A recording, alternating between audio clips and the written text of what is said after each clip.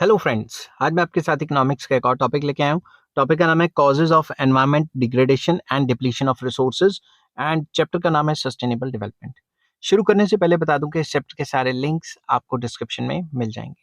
चलिए शुरू करते हैं। A number of factors are responsible for environmental degradation या environmental depletion या depletion of resources in the course of economic growth. Some of these are as under number one, industrialisation. जैसे जैसे ज्यादा industries फैल रही हैं, सबको पता है कि पोल्यूशन ज्यादा होता जा रहा है, मगर मटेरियल क्या लिखना है वो मैंने लिखा हुआ है। Industrialisation is an essential part of any programme of economic growth. किसी भी कंट्री में इकोनॉमिक ग्रोथ आनी है तो आपको पता है कि इंडस्ट्रियलाइजेशन के बगैर नहीं आ सकती। It has created a large demand for raw materials. Industrialisation की वजह से रॉ मटेरियल्स की डिमांड बहुत ज्यादा बढ़ गई है। This has put pressure on natural resources like agricultural and mineral resources resulting in depletion of natural resources.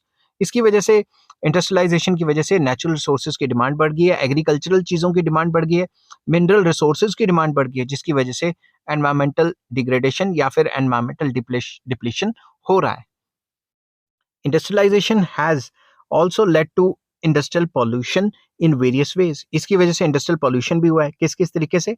Industrialisation has resulted in emission of greenhouse gases into atmosphere leading to rise in the global temperature.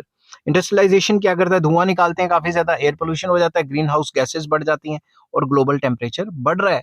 Industrialisation has led to water pollution due to discharge of chemicals and industrial effluents into rivers and other water bodies. Industrialisation की वजह से आपको पता है industries क्या है, अपना जितना भी वेस्ट है एक तो हवा में छोड़ देती हैं, ऊपर से रिवर्स वगैरह में या वाटर बॉडीज में छोड़ देती हैं, जिससे वाटर पोल्यूशन हो जाता है।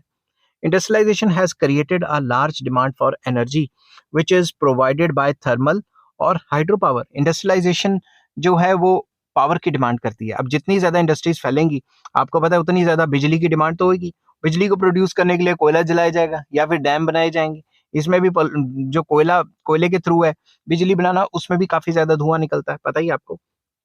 This has led to depletion of mineral resources such as coal and disappearance of rivers and land due to construction of large dams. Dams बनाएंगे तो आगे जो रिवर्स हैं उनमें पानी कम हो जाएगा, सूख जाएगा, वो और प्रॉब्लम्स।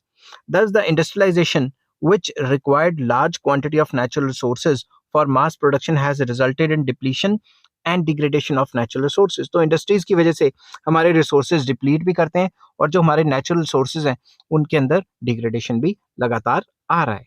नेक्स्ट आ जाता है अर्बनाइजेशन। अर्बनाइजेशन एक ऐसा प्रोसेस है जिसमें लोग शहरों में ज्यादा रहना शुरू कर देते हैं और पिंडों से निकल निकल के शहरों में बस जाते हैं। इसको अर्बनाइजेशन कहा जाता है। Industrialisation is accompanied by urbanisation. जैसे जैसे इंडस्ट्रियलाइजेशन आती है, अर्बनाइजेशन भी बढ़ती है। In fact industrialisation and urbanisation go hand in hand. मतलब जैसे जैसे इंडस्ट्रियलाइजेशन बढ़ती है, लोग जो है पिंडों से निकल के शहरों में आते हैं, विलेजेस से निकल के शहरों में आते हैं, ताकि वो वहाँ पे कोई अच्छे जॉब की अपॉर्चुनिटी में आते हैं, ताकि वो काम कर सके। As cities grows and spread, there is increase in the demand for residential areas. जैसे जैसे cities बढ़ती हैं, residential areas की डिमांड बढ़ती है, घरों की डिमांड बढ़ती है।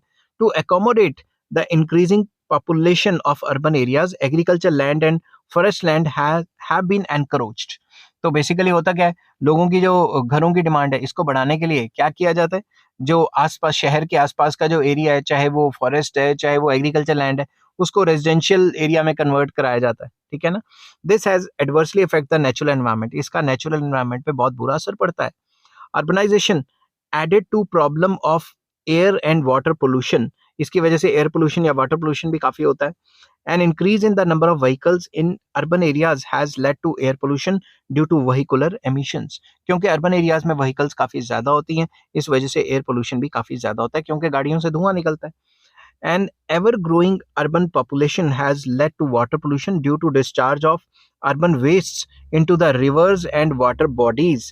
तो अर्बन पॉपुलेशन के बढ़ने की वजह से जो अर्बन वेस्ट मटेरियल, जो डिस्चार्ज ऑफ, जो घर का पानी का डिस्चार्ज है, या जो वाटर, जो जितना भी हमारे जो नालियों से या सीवरेज से पानी जा रहा है, उससे भी तो हमारा मतलब खराब हो जाता है ना। ये सारा का सारा जाता कहाँ है? रिवर्स वगैरह में डाल देते हैं, तो इससे वाटर पोल्यूशन भी होता है। Sewerage and sewerage solid and hazardous waste जो प्रोड्यूस करते हैं urban areas, they have led to water pollution and air pollution also. तो अर्बनाइजेशन से भी काफी पोल्यूशन हो रहा है। थर्ड आ जाता है पॉपुलेशन ग्रोथ। जितनी ज़्यादा पॉपुलेशन बढ़ेगी उतनी डिमांड बढ़ेगी। डिमांड को पूरा करने के लिए क्या करेंगे? डिमांड को पूरा करने के लिए भाई हम जो है जंगल के जंगल साफ कर रहे हैं, इसी टाइप, ठीक है। A large increase in human population also is also responsible for depletion of resources and economic degradation, ठीक है। तो इसकी वजह से भी जो इकोनॉमिक नहीं आना था, यहाँ पे ना एनवायरमेंटल डिग्रेडेशन आना था। मैं यहाँ एनवायरमेंटल डिग्रेडेशन लिख देता हूँ, एनवायरमेंटल छोटा छोटा लिखता हूँ, ठीक है, क्योंकि वो वर्ड वहां पे आ गया, दोबारा से लिख देता हूँ, एनवायरमेंटल डिग्रेडेशन। इससे एनवायरमेंटल डिग्रेडेशन हो जाती है, ठीक है। कैसे? World population has been increasing at a very fast rate since 18th century. 18th century से देखें तो वर्ल्ड की पॉपुलेशन लगातार बढ़ती जा रही है। Population of India increased from 36.1 million in 1951 to 1332 million in 2019। Current data मेरे पास नहीं है, आप देख सकते हो गूगल से।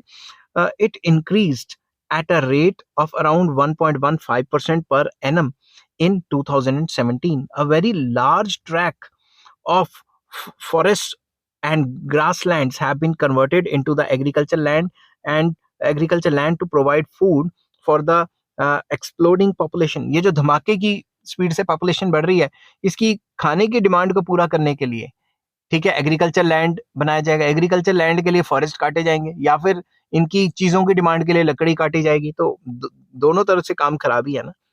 Further more, as population increases there is increase demand for energy. Energy की डिमांड बढ़ेगी, जिसकी वजह से कोयला जलाया जाएगा बिजली प्रोड्यूस करने के लिए, ठीक है ना। Fossil fuels meet the bulk of our energy demand in urban areas while fuel wood is used in rural areas. तो अगर हम विलेजेस में रहते हैं, तो अगर फ्यूल वुड के लिए जो है मतलब अपने चूल्हे जलाने के लिए लकड़ी का इस्तेमाल करेंगे तो भी काम खराब है, उससे भी पोल्यूशन होगा।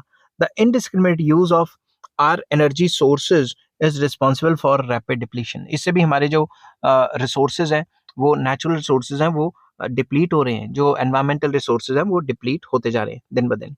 Technological progress. Modern technology has created a large demand for resources so as to increase production. जैसे जैसे टेक्नोलॉजी आ रही है, जो रिसोर्सेज हैं उनकी भी डिमांड बढ़ रही है, क्योंकि प्रोडक्शन को इंक्रीज करना है। More production and easy access to products have led to increase demand for various products by the consumers. Consumers को क्या चाहिए? उन्हें तो खड़े पैर सामान चाहिए। अब खड़े पैर मार्केट में जाओ, आईफोन ले लो, मार्केट में जाओ कार ले लो, मार्केट में जाओ सब कुछ ले लो। तो मार्केट में तो सामान रेडी है, इस सामान को रेडी करने के लिए प्रोड्यूसर्स को रॉ मटेरियल चाहिए, वो कहीं ना कहीं एनवायरमेंट से आता है। Goods in fact have been produced in great surplus. तो प्रोड्यूसर्स क्या कर रहे हैं? कुछ ज्यादा ही सरप्लस बना रहे हैं। Mass scale production and excess production have led to large scale wastage of resources. इससे क्या है? लार्ज स्केल प्रोडक्शन से वेस्टेज ऑफ रिसोर्सेज बहुत ज्यादा बढ़ती जा रही है। This has resulted in depletion of resources. इसकी वजह से भी हमारे जो रिसोर्सेज हैं वो डिप्लीट कर रहे हैं दिन ब दिन। नेक्स्ट आ जाता है agricultural development.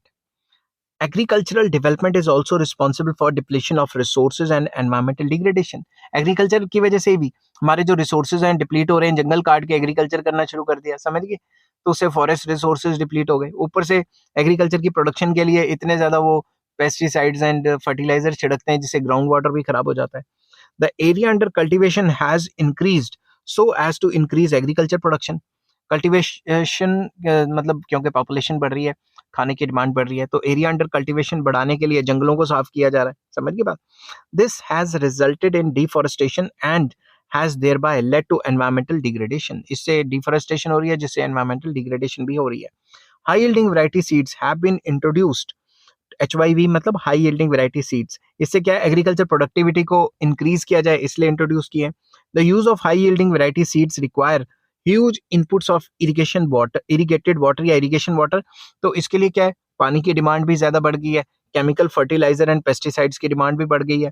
Indiscriminate use of chemical fertilisers and pesticides in modern agriculture has definitely increased agriculture yields, but it has led to severe environmental hazards as well. तो इनकी वजह से जो एनवायरमेंट है उसमें भी काफी ज्यादा प्रॉब्लम्स आती जा रही हैं। एनवायरमेंटल हैजार्ड्स काफी ज्यादा बढ़ गए, क्योंकि पेस्टिसाइड्स वगैरह छिड़कोगे, फर्टिलाइजर छिड़कोगे तो क्या होगा?